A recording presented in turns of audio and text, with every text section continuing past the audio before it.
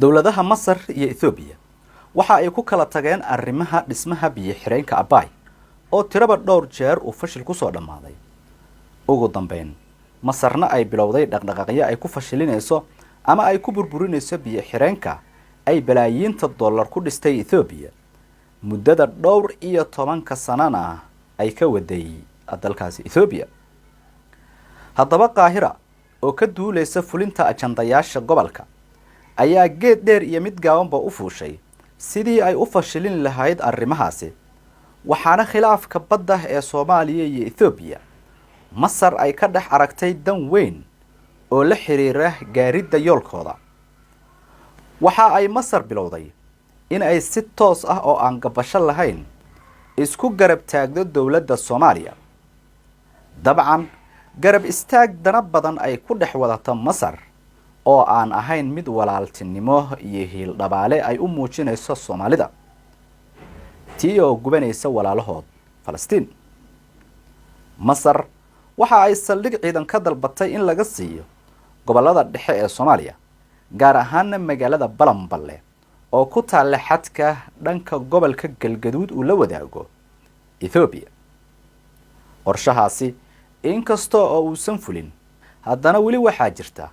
rajadii ay Masar saldhigaasi uga samaysan lahayd si ay u gaarto yoolkooda gobolka. shalay waxaa magaalada Qaahira ee caasimadda dalkaasi Masar gaaray oo heshiis military soo kala saxiixday madaxweynaha Soomaaliya iyo dhiggiis Masar, kuwaasoo hadda kadib toos u bilaabi doona irgelinta heshiiskaasi difaac ee ay wada gaareen labada dal. haddaba iyadoo ay taasi taagan tahay, Ethiopiana ay isha ku hayso dhaqdhaqaaqyada ay Masaaridu ka wadaan gobolka, ayaa waxaa saacado kadib heshiiska Soomaaliya iyo Masar maanta gaaray magaalada Goday ee xarunta gobolka Shabeelle. dowladda deegaanka Soomaalida, taliyaha guud ee ciidamada militariga Ethiopia, Field Marshal Burhanu Jullu iyo wafdi uu hogaaminaya ayaa gaaray Goday, waxaana soo dhaweeyay madaxweynaha deegaanka iyo mas'uuliyiinta gobolka Shabeelle. Field Marshal Burhanu Jullu waxa uu kulamo kala duwan la qaatay galinkii hore ee maanta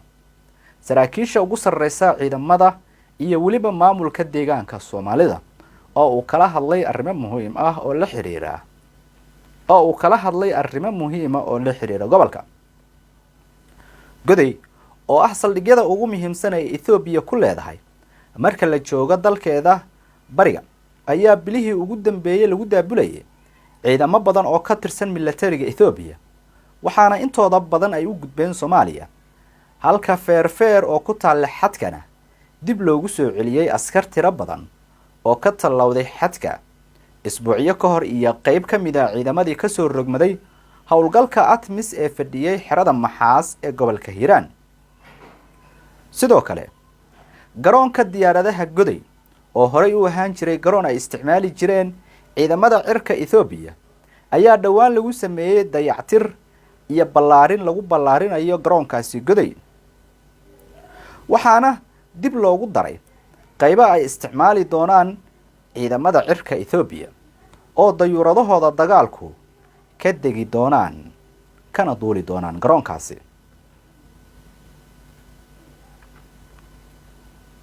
sidoo kale,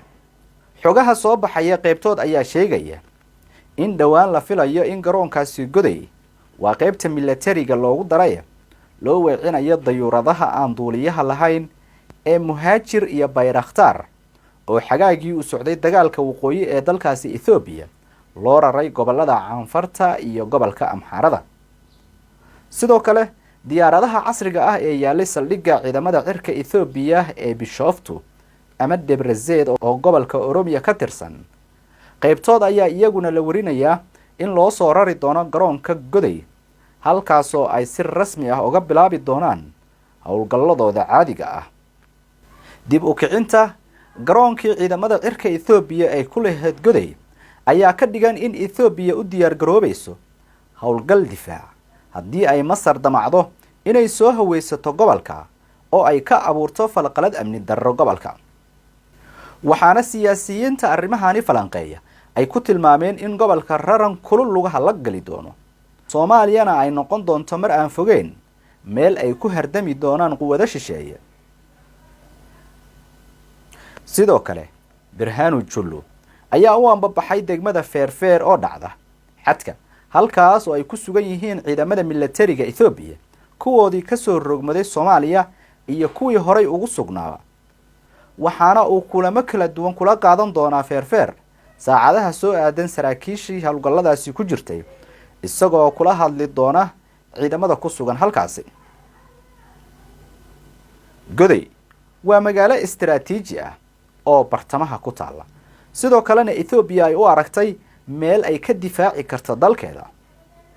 hadday weerar noqotana uga dhow in ay diyaaradaheeda ka kacaan kana fuliyaan hawlgallo waaweyn oo dhanka cirka ah, halka Masarna ay quudareynayso in ay balanballe saldhig military ka samaysato. sidoo kale Goday waxay Ethiopia ka difaacataa oo ka ilaashataa ceelasha shidaalka ee laga qoday gobolkaasi Shabeelle iyo qaybo ka mid ah gobolka Qorraxay ee dowlad deegaanka Soomaalida. waxaana xiisadii badda ka dhalatay xiisad ka weyn oo qorshihii Ethiopia u socotay qorshe aan ahayn ayaaba meesha yimid. raadintii bada aysan lahayn Ethiopia waxay dhaxalsiin doontaa in ay gorgortan ka galaan biyo-xireenka ay waqtiga iyo kharashaadka badan gelisay. Addis Ababa dowladda Masar waxa ay noqotay dowladii ugu horeysay oo ka soo jawaabtay dalabkii Midowga Afrika ku doonaysay in ciidamo loogu soo diro gudaha Soomaaliya, ciidamadaas oo bedeli doona kuwa ATMIS, halka Ethiopia ay sheegtay inay waajib tahay in lagala tashto qorshaha gobolka haddii ciidan loo baahan yahayna ciidamada Ethiopia ay yihiin kuwa mudnaanta koowaad leh ee ka soo qayb qaatay sugidda amniga iyo xasiloonida Soomaaliya, haddana ay diyaar u yihiin inay sugaan oo ay xasiliyaan Soomaaliya sida uu sheegay afhayeenka wasaaradda arrimaha dibadda Ethiopia.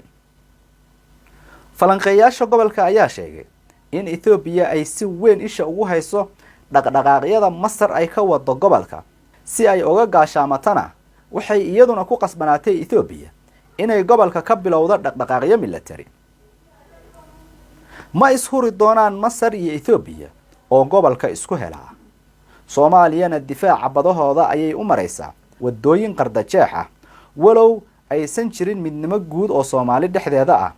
haddana Ethiopia waxa ay u soo dhaxmari kartaa maamulada ka jira dalka. kama marna hubeynta beelaha Soomaalida ee degan gobolada dhexe ee dalka si ay ugu yaraan u arbushaan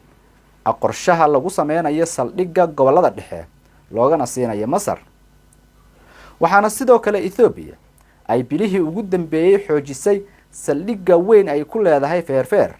halkaas oo ay geeyeen ciidamo culus iyo qalab militariba. waxaana 2 sano ka hor ciidamadaasi lagu xoojiyay sida Ethiopia sheegeen inay ka difaacayaan gobolka kooxda Al-Shabaab oo duulaano ku soo qaaday qaybo ka mid ah gobolada Afdheer iyo Shabeelle,